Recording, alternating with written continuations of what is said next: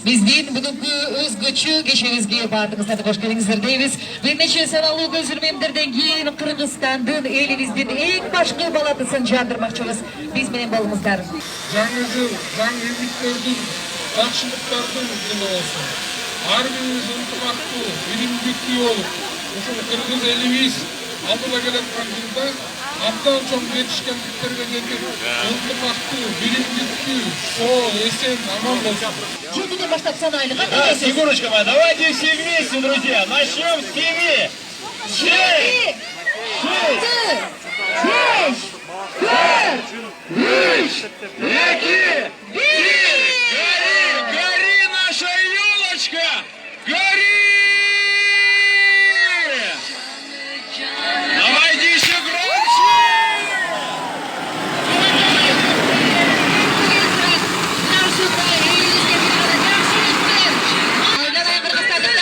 Келе жаткан 2021 жылыңызды куттуктайбыз.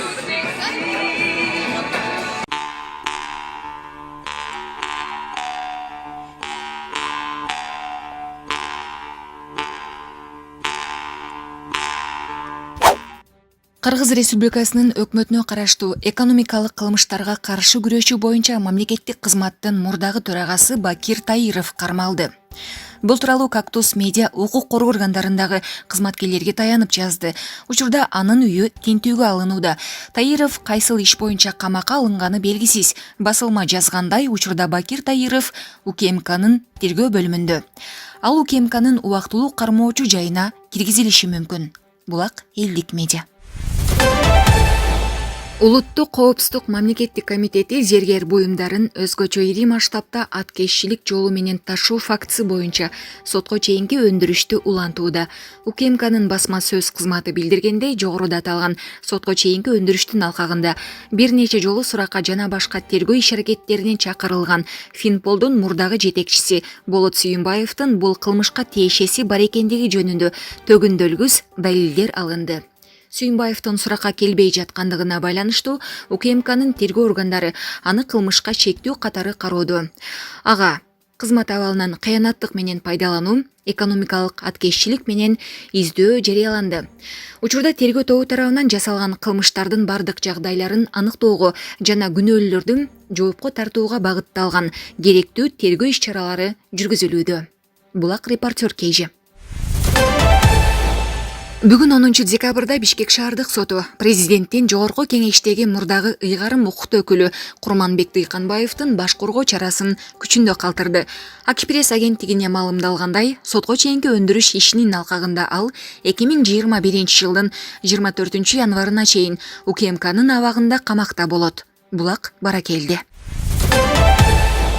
Бүгүн 10 декабрда жогорку кеңеш референдум өткөрүү боюнча мыйзам долбоорун 2-3 окууда кабыл алды. Мыйзам долбоору 2021 жылдын 10 январында мамлекеттик башкаруунун формасын аныктоо боюнча бүткүл элдик референдум өткөрүүгө багытталган.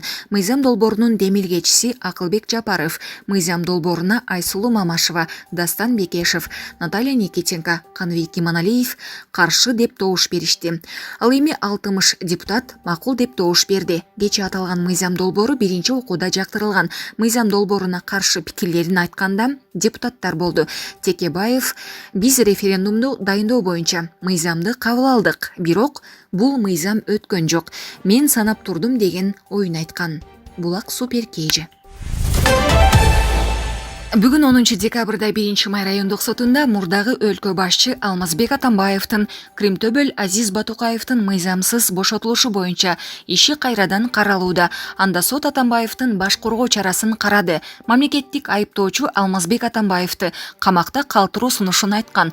Сот Атамбаевди камакта калтыруу чечимин чыгарды. Ал эми жактоочу Замир Жошев чыккан чечимди мыйзамсыз деп эсептейт. Булак Супер Кейжи. Володинден жем оккан Мамытовду Путин кабыл албай коюптур. Алгач Россияга барганда тышкы иштер министри Руслан Казакбаев кесиптеши Лавровдун кагуу жеп, өз үйүңөрдө жүрөсүңөрбү дегендей кеп уккан. Себеби журналист экөөнүн жолугушуусунда тыңсынып, кыргызча суроо берген үчүн басмаланган эле.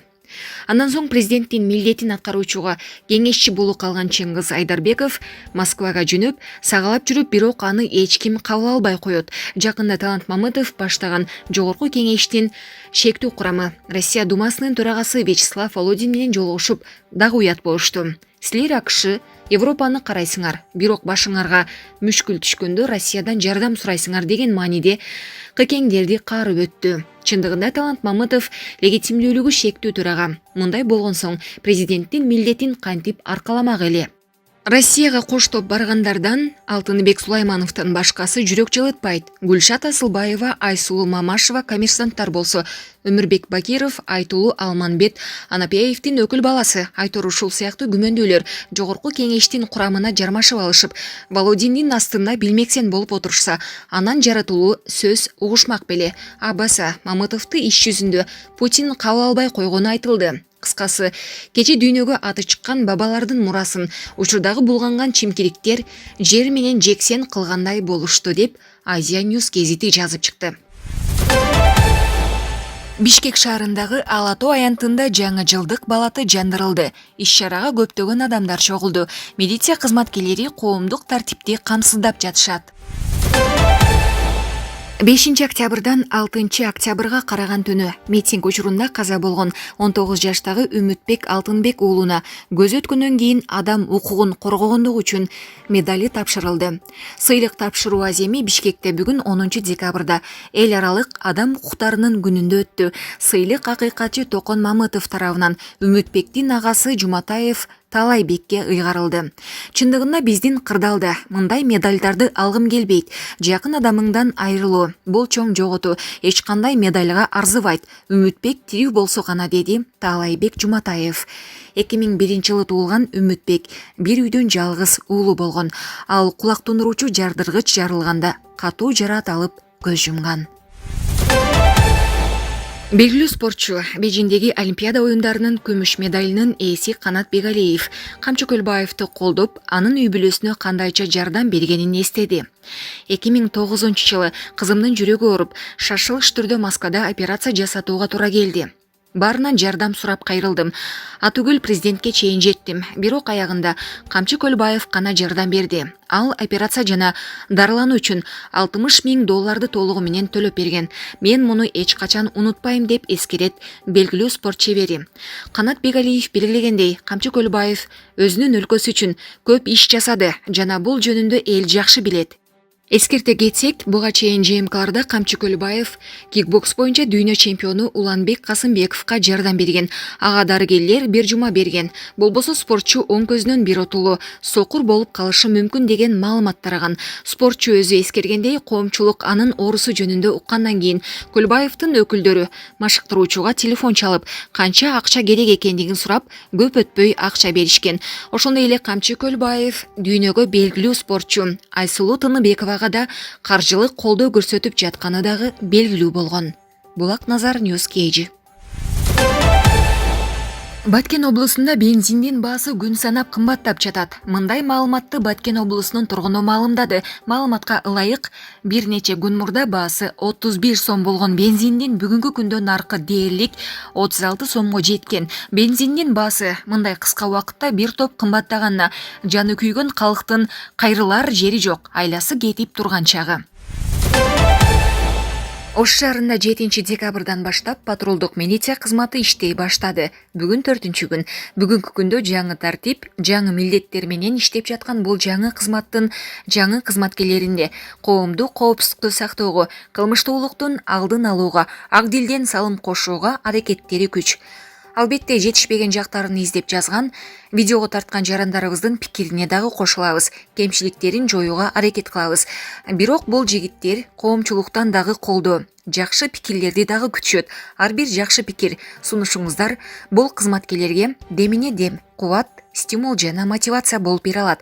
Ак жол сага патрулдук милиция кызматы. Эл ишенимине арзыган, калк колдогон кызмат бул.